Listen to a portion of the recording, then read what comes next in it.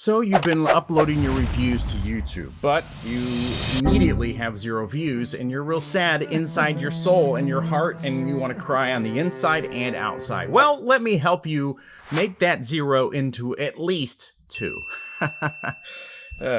I've been reviewing action figures for a little over 3 years now. I have 100,000 subscribers on my other channel. So in this video, I'm going to show you a few things that you need to consider when you upload your video to hopefully increase those view numbers. I want to give you some of the basics for uploading videos because I've watched thousands of videos at this rate of other channels putting out content, and this is some of the stuff that I've noticed that they're not doing. What am I talking about? Well, look, sometimes when we upload videos, the last thing we want to do is consider the title. The last thing we want to do is consider the thumbnail for sure. It's like, ugh, I just spent hours making a video. Am I supposed to make a thumbnail?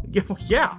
And the great thing about YouTube now is that you can take advantage of their A/B testing. Now, you can do A/B testing, as you can see right here. You got to do it on a desktop, though. It's the trick. You can do just titles. You can do thumbnails only, and you can do titles and thumbnails. And what does that mean? Well, it allows you to upload up to 3 images for new thumbnails that get tested among the audience, and you kind of get an idea of what people are more interested in. So let's look at this, for example. I made 3 thumbnails that are all actually pretty close to each other, which doesn't surprise me that these numbers are all very close to each other. So that percentage is watch time shared, and you can hover over and get more information.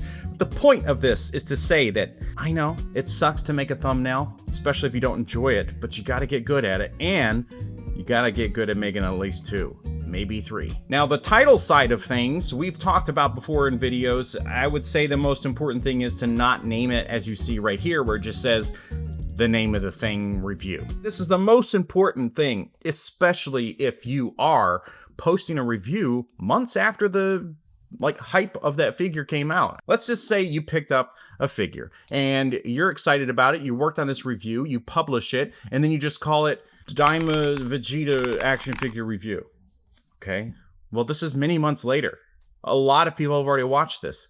Who are you to make me watch your video? You've not told me anything new. You haven't enticed me with something in the title. So maybe you work with somebody like AFFM Customs and you get unique neck pegs so you can swap other heads around, and then that is what you advertise for your thumbnail. You can say, for just $1, I'm able to transform this Vegeta into any version I want. Something along those lines. It's way more enticing. People will be like, wow, I already saw this figure get reviewed, but that sounds new to me.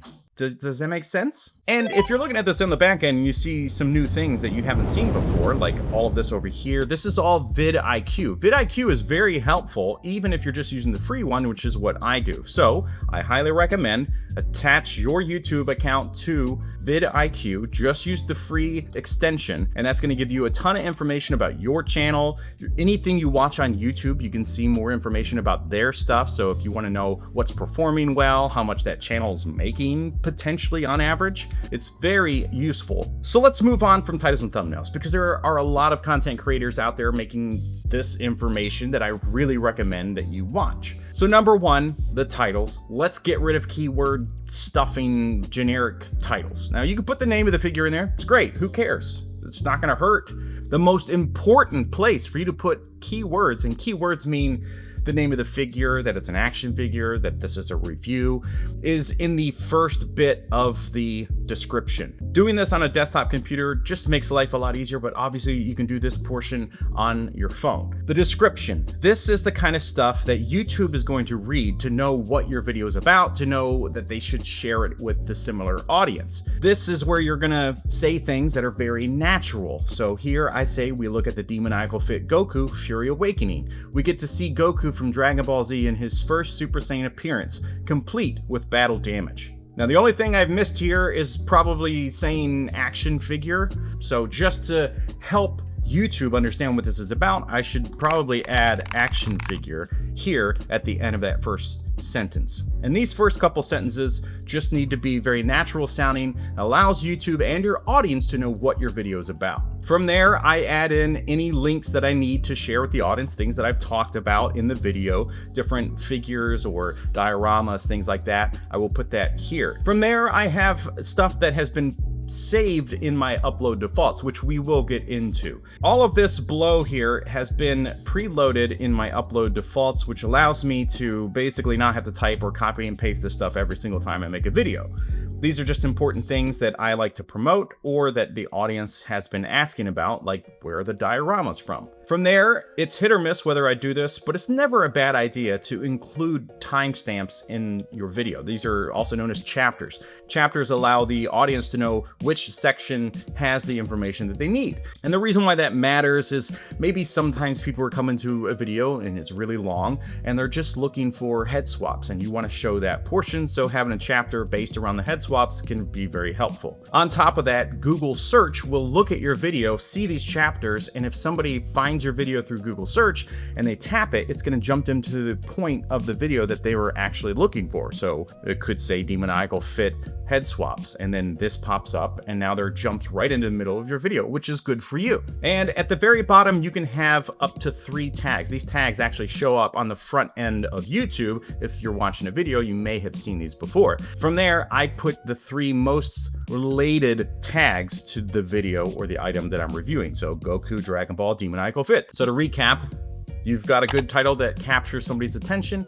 In the description, you have a couple sentences that describe what the video is about. Decide whether or not you want to use timestamps or chapters, and then do your 3 hashtags. Up next is a playlist. Now, playlists are important because you can put all of the like content into that playlist. So if somebody enjoys your review of, say, G.I. Joe figures, but you do Marvel Legends and Star Wars or something, then put them in a playlist so people can kind of go through them more easily. Follow your checklist here, whether it's made for kids or not made for kids, if there needs to be an age restriction, if you have a paid promotion, and then altered content, which is a relatively new thing. This is basically if your content uses AI and has altered footage. So hopefully 100% of you are going to say no on this because AI sucks. Then the collaboration tools, really, it's a unique new thing. You can do up to 5 collaborators. Basically, whoever uploads the video gets all of the views and the data and any potential monetization.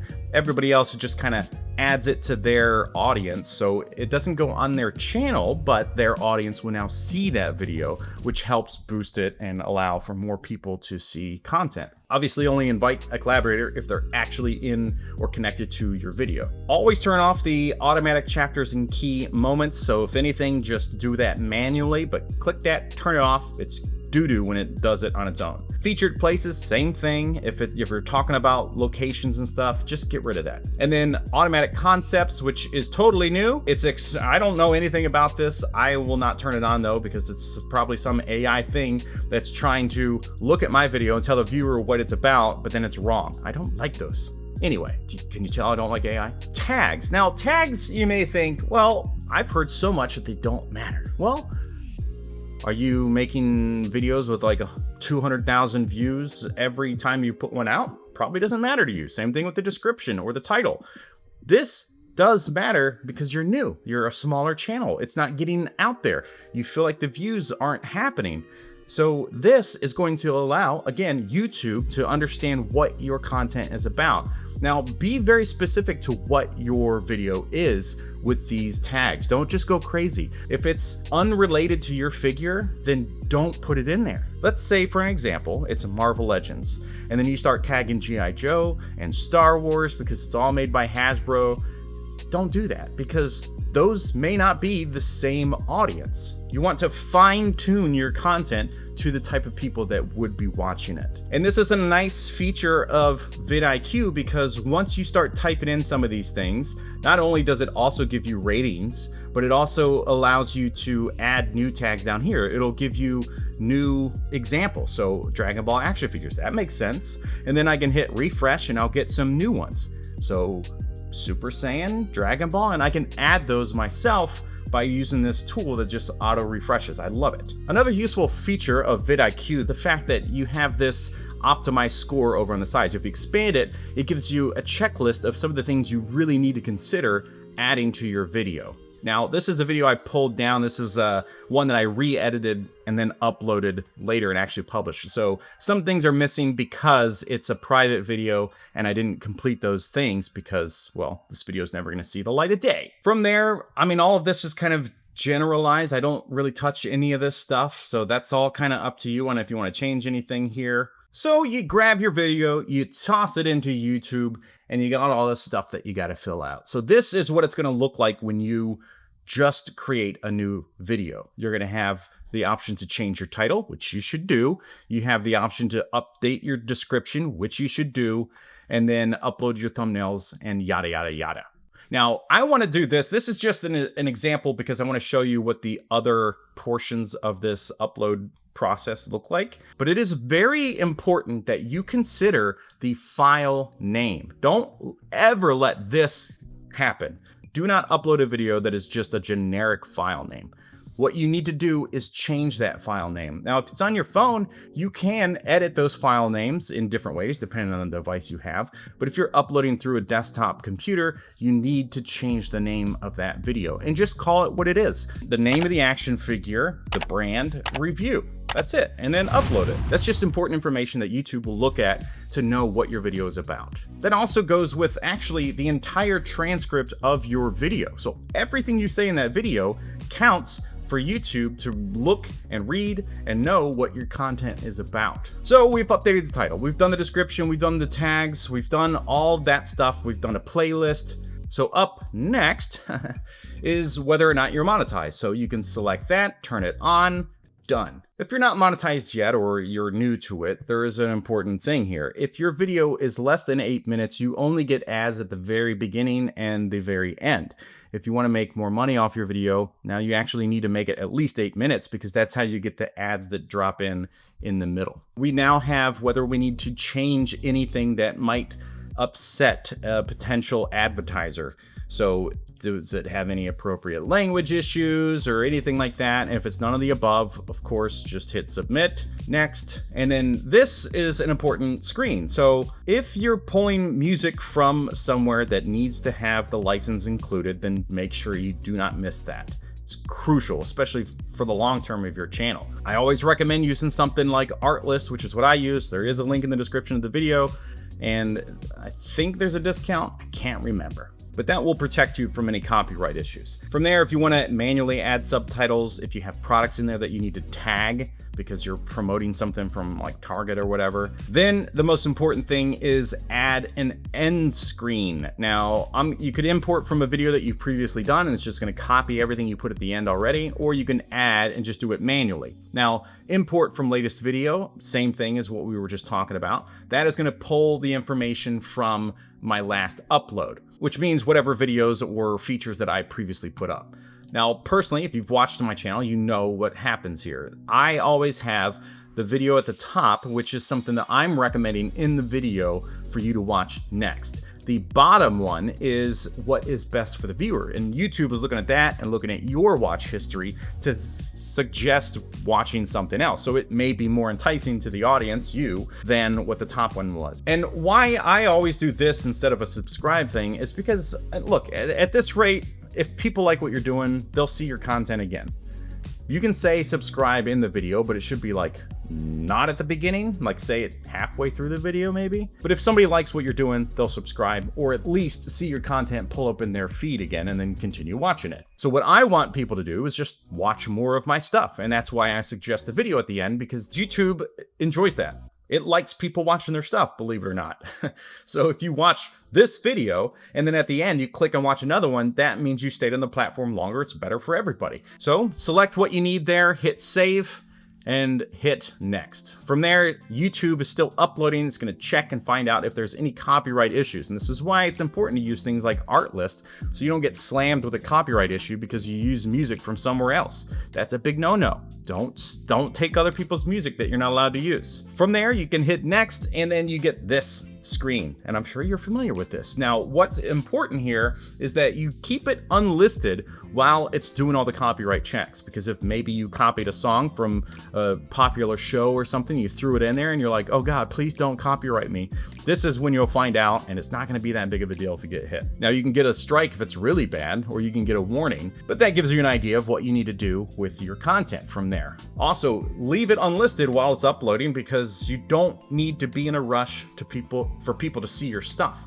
So beyond all that, I highly recommend scheduling your video. You can go private to public, and if you have a members only option, you can choose to do that, which I've been doing, so members get to view stuff ahead of time. That's it, and then it just launches at the selected time. The reason why this works so well is because YouTube's gonna do everything it needs to do. It's gonna convert it to 4K, processing, it's gonna be the best version of your video that's out there before anybody gets to see it. Plus, it's going to listen to your video and know what it's really about, so again, it's gonna launch to the best version of your audience. And there is no precise day or time or rules or anything for this. I've tried countless options. I just personally go with the weekends at 11 a.m.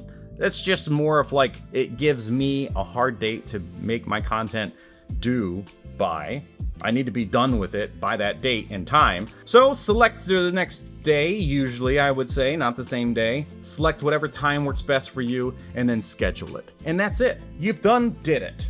I mentioned doing upload defaults. So to do that, you need to go to the bottom left, hit settings, and then from here, you got a bunch of things to consider. What I need you to pay attention to right now, though, is upload defaults. This is gonna really make your life a lot easier. This is where you're gonna put some generic stuff into your description that you just need every single time. And then you need to consider your advanced settings, which are pretty important. This is where you make sure certain things are on or off, so you don't have to manually do that every single time. Change any of these things that you feel may be necessary, especially if you're in another country doing different languages and things. You can also consider your automatic dubbing. Now, I had this off for a couple videos, and I apologize for everybody that watched those.